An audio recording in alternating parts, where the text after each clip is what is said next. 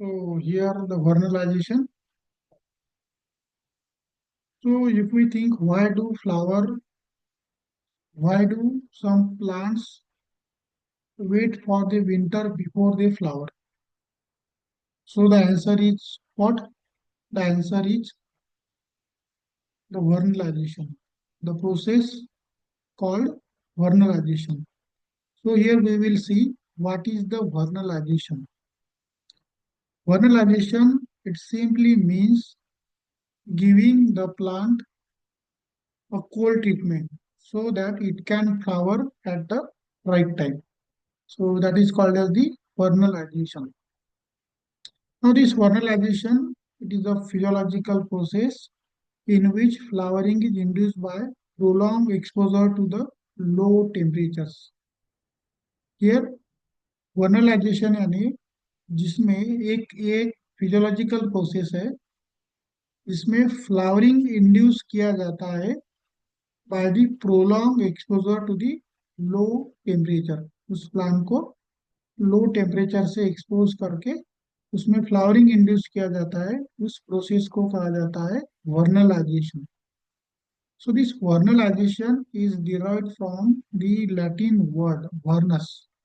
ये जो vernalization नाम है एक लैटिन वर्ड से डिराइव हुआ है vernus, which means offspring. It means to make it the spring like. उसको स्प्रिंग सीजन के जैसा वो बनाता है.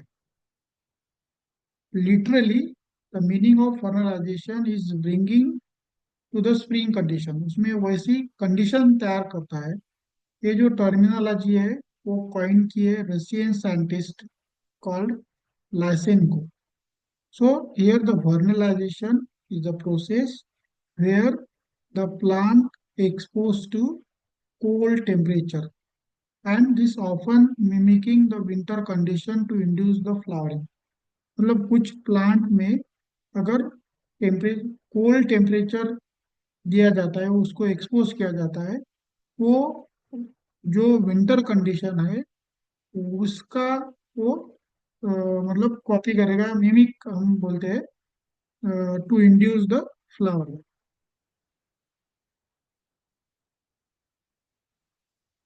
Now there are the two types of the vernalization. एक जिसमें this type of obligate vernalization दूसरा है facultative vernalization. Obligate vernalization, it means this type of vernalization is essential for the flowering. Without this cold period, this plant will not flower.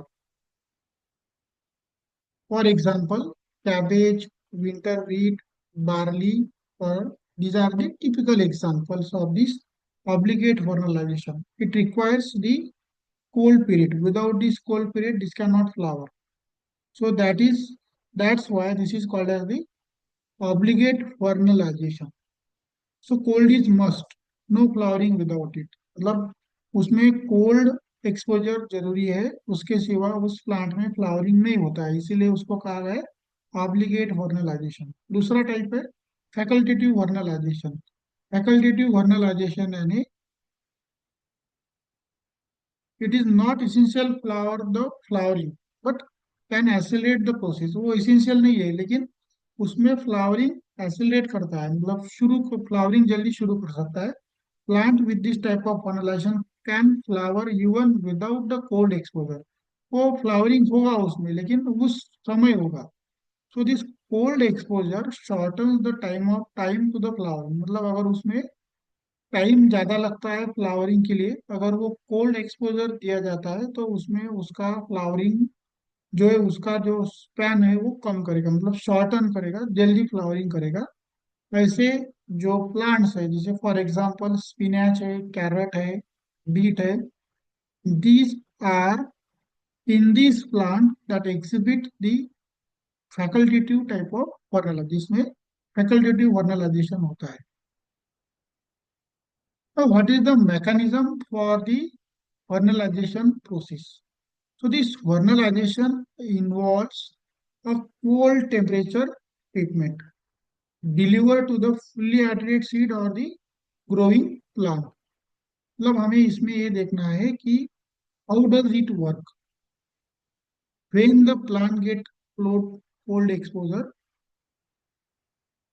what are the changes happen inside, and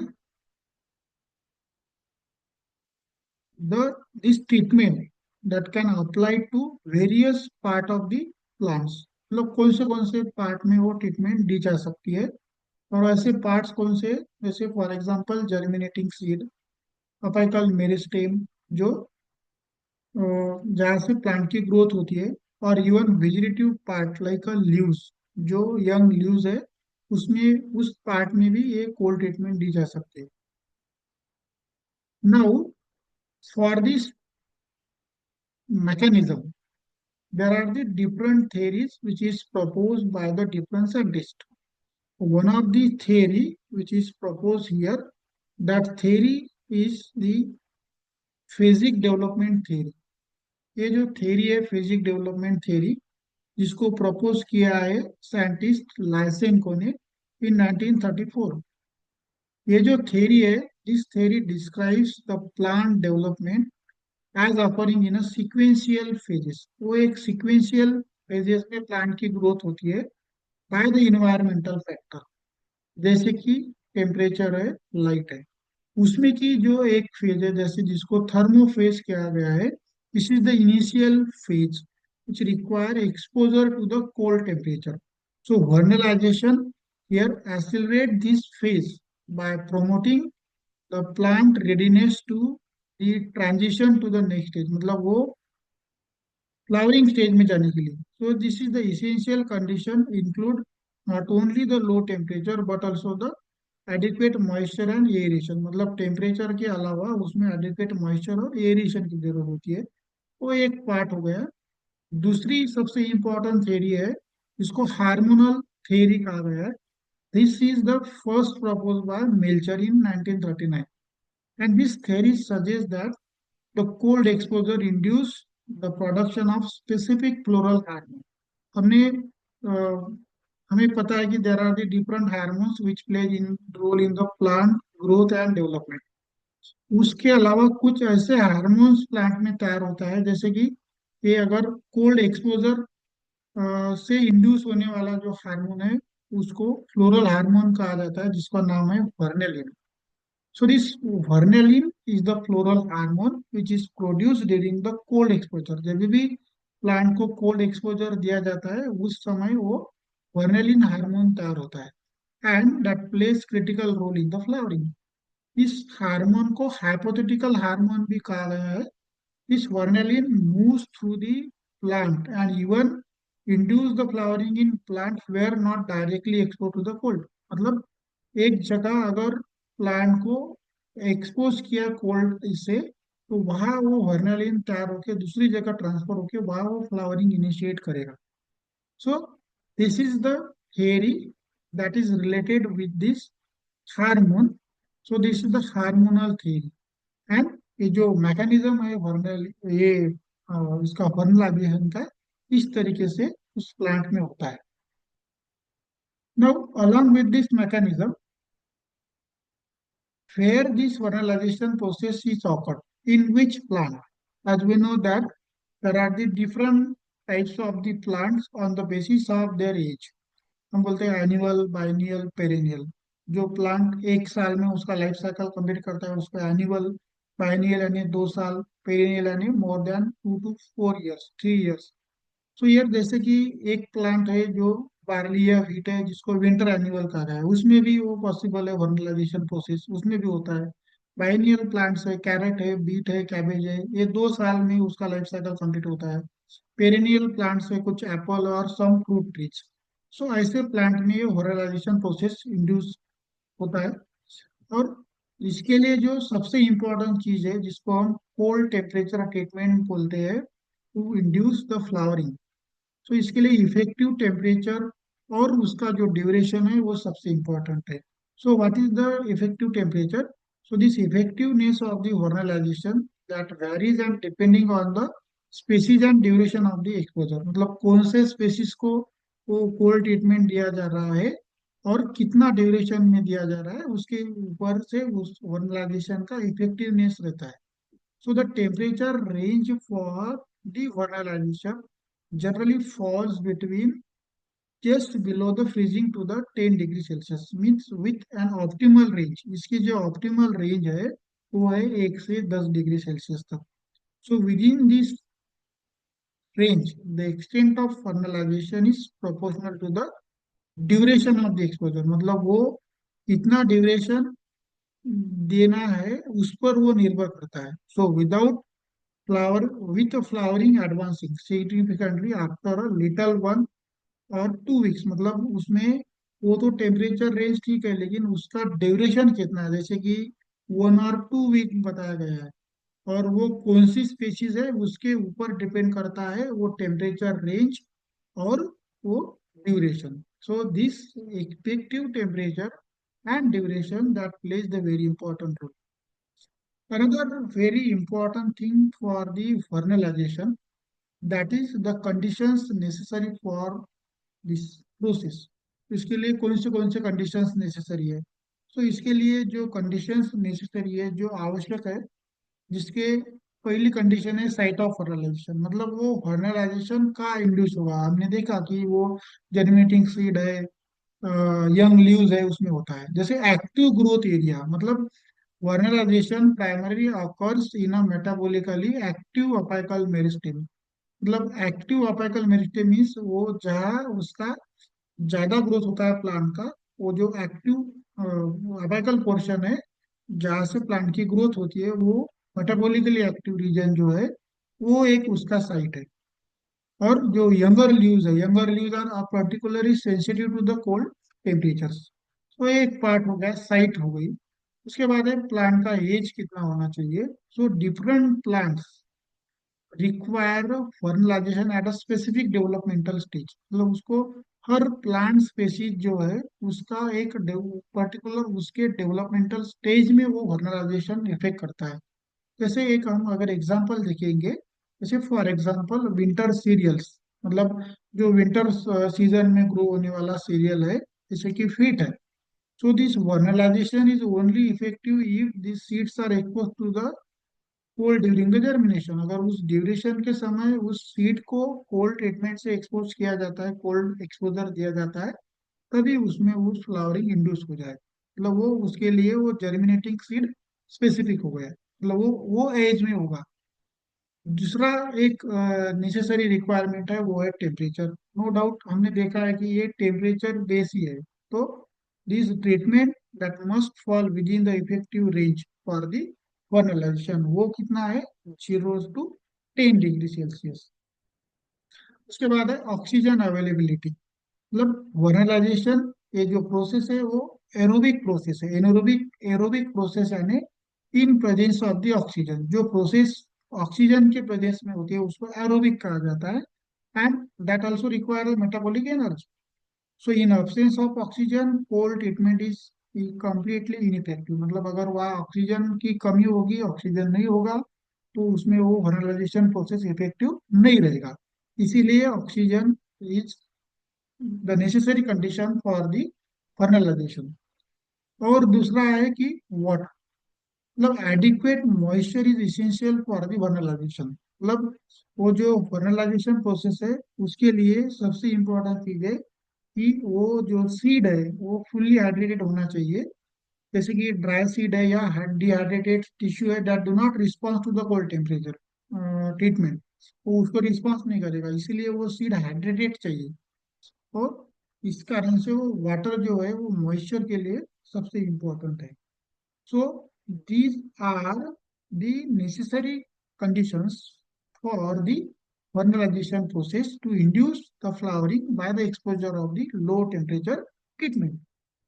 उसके बाद है perception of the stimulus. मतलब वो जो हम signal बोल रहे हैं, वो जो कोल्ड टेम्परेचर ट्रीटमेंट है वो कौन परसीव करेगा, वो स्टिमुलस के फॉर्म में जो परस्यू होगा. That fertilization is effective only for actively growing plants. मतलब जो एक्टिवली ग्रोइंग प्लांट्स है, in for example in winter cereal it begins as soon as the embryo imbibes the water and germination starts. जैसे हमने देखा कि wheat जो है जिसमें वो ट्रीटमेंट कब इफेक्टिव होगी, वो जर्मिनेटिंग स्टेज में, जैसे कि एम्ब्रियो, जिसको हम बोलते हैं वाटर, जो है वो इम्बाइब्स द वाटर, वो वाटर इम्बाइब करेगा जर्मिनेशन के टाइम में, और जर्मिनेशन स्टार्ट होगा उसी समय वो एक्टिव होगा। बाइनियल प्लांट्स है that must reach the certain size, जो कुछ बाइनियल प्लांट्स है उसमें वो कुछ साइज तक बढ़नी चाहिए, उसके बाद वो इफेक्टिव होगा, that can be vernalized. So here this is the shoot meristem is primary site for the perception of the fertilization, जो हमने देखा है कि कौन वो सिग्नल परस्यू करेगा। So that is the perception of the stimulus for the fertilization. अब ये जो स्टिमुलस है इसका नेचर क्या है? No doubt that nature is in the form of the cold temperature. So here the study with the isolated embryo indicate that fertilization is an energy dependent metabolic process. जो energy dependent metabolic process है that requiring the carbohydrate and oxygen supply, जो हमने necessary requirement में देखा. The cold induced change in the shoot meristem that leads to the physiological or the genetic transition, making the meristem that retain the vernalized stage. So if this cold temperature treatment is localized to the single apex, only that bird will flower. So this understand, और while the untreated bird that remain vegetative, मतलब जहाँ वो treatment दी जाएगी वहाँ उसका flowering induce होगा.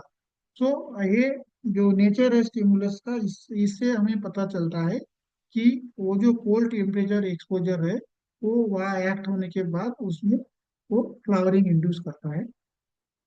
उसके बाद है सबसे इम्पोर्टेंट चीज, that is the application. What is the application of this vernalization process? ये सबसे इम्पोर्टेंट है कि हम ये वर्नलाइजेशन जो है वो किसके लिए है, व्हाट इज द एप्लीकेशन. इसका जो एप्लीकेशन है यह एक शॉर्टनिंग द वेजिटेटिव पीरियड, मतलब उस प्लांट का वेजिटेटिव पीरियड शॉर्टन करने के लिए जिसमें जल्दी फ्लावरिंग इंड्यूस किया जाएगा, अर्ली फ्लावरिंग हम बोलेंगे. तो vernalization that enables the early flowering and maturation of the crop, ये सबसे इम्पोर्टेंट एप्लीकेशन है कि shortening of the vegetative period, जिसको हम अर्ली फ्लावरिंग भी करेंगे. उसके बाद है cold resistance. It enhances the plant ability to withstand the cold temperature. वो cold temperature को resist करेगा. उसके बाद है disease resistance. Early studies suggest that vulnerabilities plant that improve the resistance to the fungal infection. कुछ ऐसे study हुई है जिसमें वो फंगल इन्फेक्शन को रेजिस्ट करेगा. और इसका जो एग्रीकल्चरल सिग्निफिकेंस है, जैसे कि क्रॉप इंप्रूवमेंट बोलेंगे, that fertilization plays the critical role in ensuring the successful crop cultivation. जैसे क्रॉप इंप्रूवमेंट बोले use in the breeding programme, तो ये जो है वो ब्रीडिंग प्रोग्राम में भी यूज किया जा सकता है. इससे इंक्रीज द यील्ड, जैसे कि timely flowering that lead to the better productivity, मतलब उस टाइम में, जो उस टाइम में वो फ्लावरिंग चाहिए अगर होता है तो वो उसका यील्ड बढ़ाएगा. और दूसरा है कि control flowering in the horticulture, जैसे horticulture that use the vernalization techniques to induce the flowering at a specific time और the commercial floral flower production. Commercially जो फ्लावर इस्तेमाल किए जाते हैं हर चीज में, डेकोरेटिव पर्पज या अदर पर्पज के लिए, उस फेस्टिवल में उस सीजन में वो फ्लावरिंग ज्यादा होनी चाहिए होते हैं, और उसका प्रमाण बढ़ाने के लिए वो कमर्शियली उस समय ज्यादा आने के लिए ये जो वरलाइजेशन ट्रीटमेंट है, जो कोल्ड टेम्परेचर ट्रीटमेंट है, वो उसमें काम आती है. So these are the various application of the vernalization. So हमें इसमें वर्नलाइजेशन में क्या ख्याल रखना है कि व्हाट इज द वर्नलाइजेशन. उसके बाद में उसका जो मैकेनिज्म है वो क्या है, उसके साथ में उसके टाइप्स कौन से हैं, उसके साथ उसमें नेसेसरी कंडीशंस कौन सी है, उसका जो स्टिमुलस है वो कैसे परस्यू किया जाता है, उस स्टिमुलस का नेचर क्या है, और उसी साथ में इसका एप्लीकेशन क्या है. So this is the vernalization. वो simply vernalization is the cold temperature treatment to induce the flowering. It is one of the process in which there is a cold temperature treatment. पर आपको ये exam point of view में ख्याल में रखना है, इसमें 1 मार्क के लिए व्हाट इज फर्नलाइजेशन भी आ सकता है, 3 मार्क के लिए बेसिक्स ऑफ फर्नलाइजेशन आ सकता है, और 6 मार्क के लिए भी बेसिक्स ऑफ फर्नलाइजेशन आ सकता है। इस तरीके से आपको इसको ख्याल में रखना है।